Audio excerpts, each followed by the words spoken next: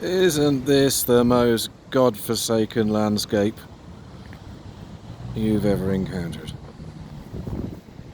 Cambie Corner Transport Cafe. Doesn't exist these days, of course. It's all shut up and everything. Just stopped here to check the map.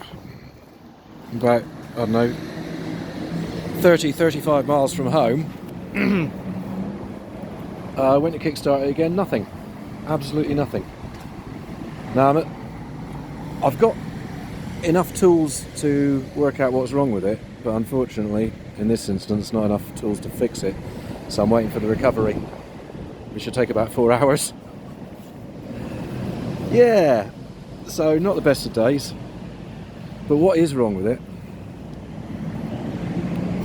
My little Bendix carburetor, the float needle's stuck. The float needle. It's not allowing fuel into the carburetor. At least not enough to do anything interesting.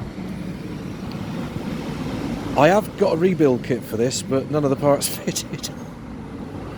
So it's all the old stuff went back in, and this is the result, really. It's stuck.